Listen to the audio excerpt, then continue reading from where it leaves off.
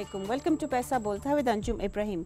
पाकिस्तान मुस्लिम league नवाज़ की सिर्फ मेरे ख्याल में सीनियर जो लीडरशिप है वही ये क्लेम करती है कि जो इकॉनमी है उसका वो किसी स्ट्रेस में नहीं है, और अदर्स इंक्लूडिंग इंटरनेशनल जो ये फाइनेंशियल इंस्टीट्यूशंस हैं उनके आप पढ़ लीजिएगा, जो अपलोड कर रहे हैं अपने वेब। इंडिपेंडेंट इकोनॉमिस्ट को देख लें, आप किसी को भी देख लें, तो देयर इज़ अ कंसेंसस कि Pakistan economy is under extreme stress, not great, not little, extreme stress. हम आज डिस्कस करेंगे और हम ये भी डिस्कस करेंगे कि क्या केयर टेकर्स को जो उनका मैंडेट नहीं है, कि क्या should they take some emergency measures. हमें लाहौर से ज्वाइन कर रहे हैं डॉक्टर हफीज़ पाशा साहब। डॉक्टर साहब, आपने कंपाइल किए थे डेटा, अल्टरनेट डेटा, जिसमें जो हेडिंग थी manipulation which then what the government of the day had claimed, which is the PML Nawaz government. ये मई में गालिबन आपने ये रिलीज़ किया था. Do you think that the situation has worsened? Ji, I'm afraid yes. उसकी क्योंकि वजह आपने ये डेफिसिट उस वक्त कहा था कि 6.1% है. जी, अब पोजीशन ये है कि गवर्नमेंट ने खुद कहा है कि ये 6.1% होगा जी, मगर अगर आप जो बोरोइंग के फिगर्स देखें जिसे हम बिलो द लाइन कहते हैं एस्टिमेशन जी, तो उसके तहत कम से कम आपका जो बजट डेफिसिट इस साल होगा वो 2300 अरब के करीब होगा। ओके, जो कि 7% से जीडीपी में क्या होता है? 7% से ज्यादा होगा जीडीपी के। और ये जो है पिछले 5 साल में इस हुकूमत जो इनका टेन्योर रहा है सबसे बड़ा डेफिसिट है, और ये डेफिसिट उससे भी ज्यादा है जो कि आखिरी साल था पीपल्स पार्टी का। जी, एक तरफ तो ये है, दूसरी तरफ आपका करंट अकाउंट डेफिसिट पिछले 2 महीने से अप्रैल और मई के महीने में तकरीबन 11 महीने में आपका डेफिसिट 16 अरब डॉलर से ज्यादा हो चुका है, और ख्याल ये कि साल के एंड तक ये 17.5 या 18 बिलियन डॉलर तक पहुंच जाएगा। साल के and as in today 30th of June। ये है कि आपके रिजर्व्स में जो कमी का सिलसिला है उसकी रफ्तार बहुत तेजी से बढ़ गई है, और मई के महीने में एक महीने में आपके रिजर्व्स में 1880 मिलियन डॉलर्स की कमी आई है। सही। और साल भर में तकरीबन 7 बिलियन डॉलर्स के करीब आपके रिजर्व्स में कमी आई है। लिहाजा बहुत तेजी से हम एक फाइनेंशियल डाउनटर्न की तरफ गामजद हो चुके हैं। डॉक्टर साहब, एक चीज़ मुझे आप बताइएगा, क्योंकि ये केयर टेकर्स जो हैं they are obviously going to be overseeing, जो उनका मैंडेट है टू ओवरसी द इलेक्शन, तो हम कम से कम 25 तारीख को अगर इलेक्शंस हों तो जो नेक्स्ट इलेक्टेड गवर्नमेंट है it probably will not take oath till the first week of अगस्त। अब क्या हम एक और महीना can we carry on the way we are and allow के जो होता है, do you think that the caretakers need to do something?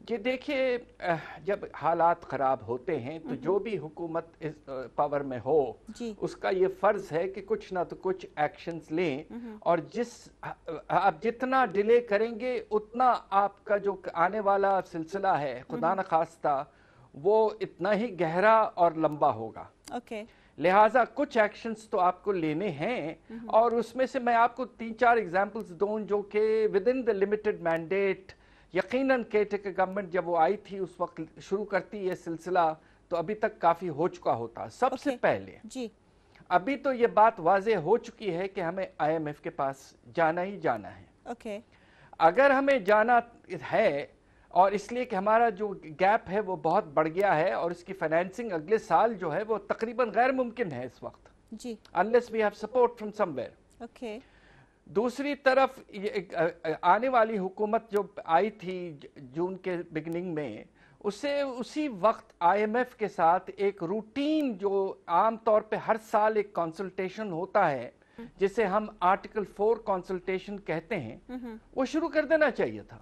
Okay. उससे लोगों को ये बात का एहसास होता कि government is now trying to sort out the problems for the next government, negotiations تو بالکل اس وقت کرنے کی کوئی سوال ہی پیدا نہیں ہوتا ہے، مگر یہ کم از کم آپ آئیڈینٹیفائی تو کریں کہ میگنیٹیوڈ آف دا پرابلم کیا ہے، اس کو حل کرنے کے کیا طریقے ہو سکتے ہیں۔ ڈاکٹر صاحب can I just mention two things. ایک تو یہ ڈاکٹر صاحب کہ ڈاکٹر شمشاد اختر جو ہیں کیئر ٹیکر فائنانس منسٹر، جب انہوں نے پریس کانفرنس کی تھی، انہوں نے 6 جون کو تو انہوں نے اوتھ لیا ہے، تو دیر is not much time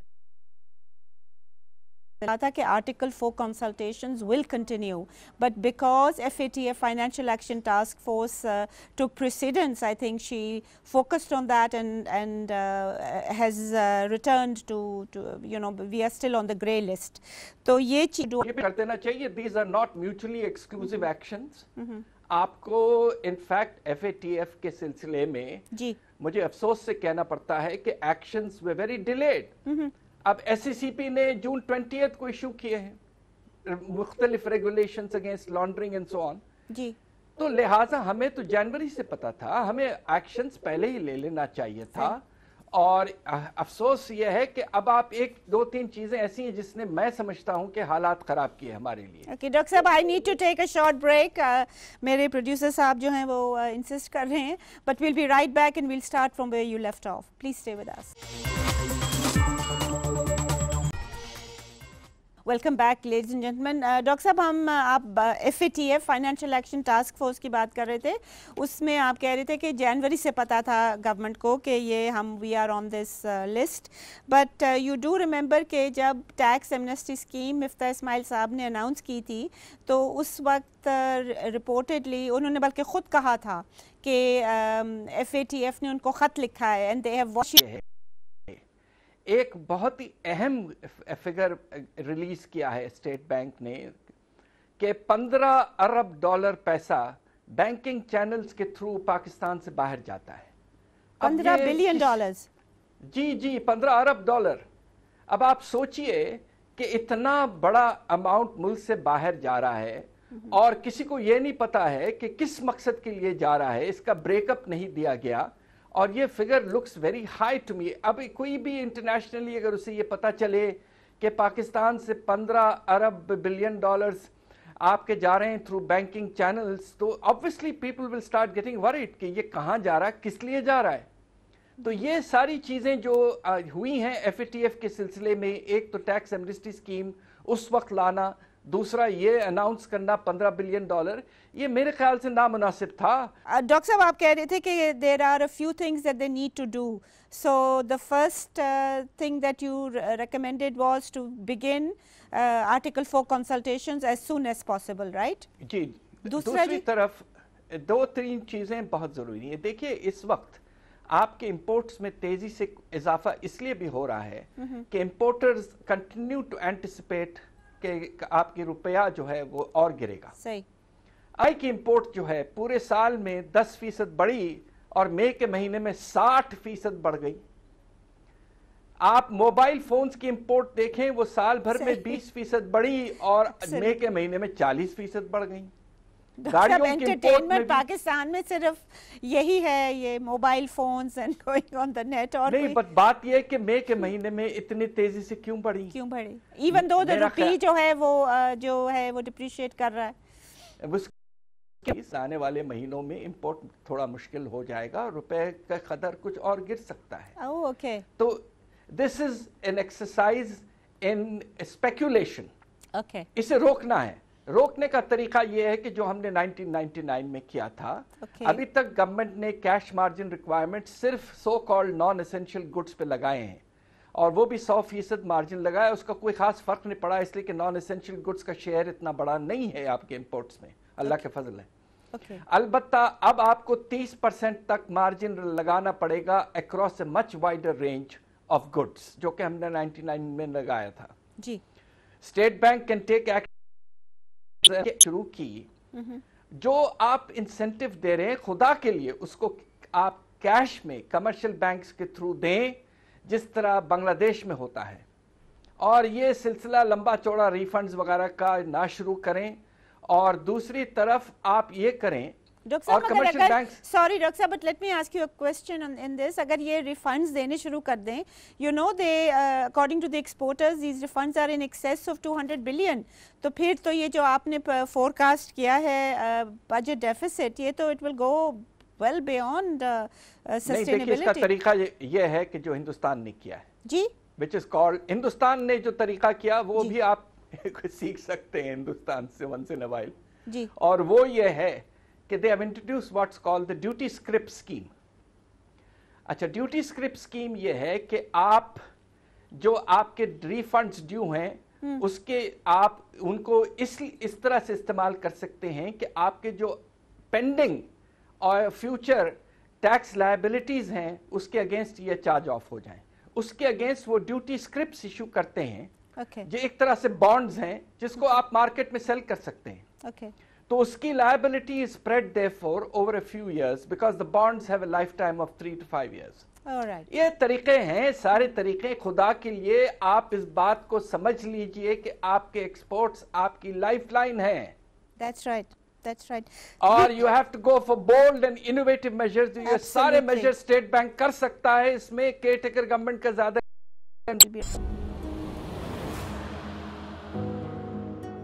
You don't know my name, but you know who I am.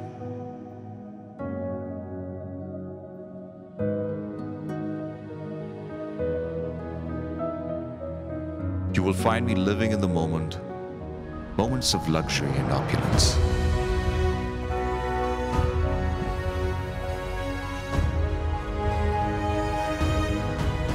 I am an address, a way of life. I am. I am. I am. I am. I am. I'm 18. 18, a place to reflect, a place to relate. A project of Aura Developers in partnership with SAF Group and Kohastan Builders and Developers. For more information, call us on 051 111 11 18 18.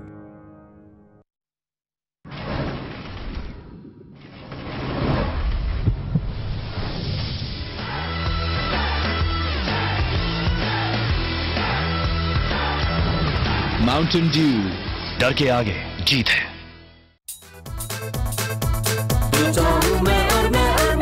Mobile week है सबके लिए, दराज mobile week से. Daraz Mobile Week starting July 3rd. Download the Daraz app now. उम्र का bite richness भरा, देसी बादामी इसका मजा, कुल्फा है आला, पिस्ता निराला, हर फ्लेवर है खुशियों भरा. उम्र में है क्रीमी मजा, उम्र का बाइट लो जरा, उम्र का बाइट लो जरा. उम्र खुशी की bite.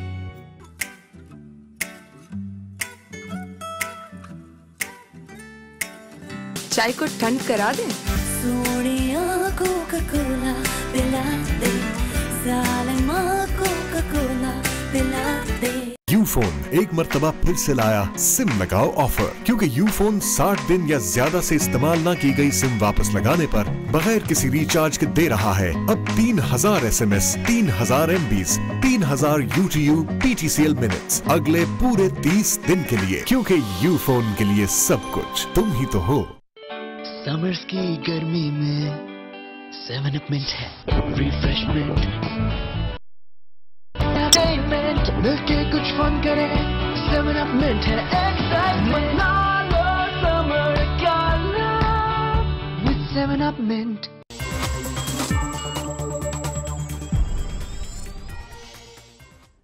Welcome back ladies and gentlemen. So doctor صاحب آپ نے ایک تو کہا کہ ہمیں امپورٹس کو کم کرنا چاہیے اور ہمیں ایکسپورٹس کو بڑھانا چاہیے, and that these measures can be taken by the State Bank of Pakistan, so the government does not get involved. Is that right? Did I understand you correct? اس لیے کہ یہ سارا in the domain of monetary policy ہے. جی جی.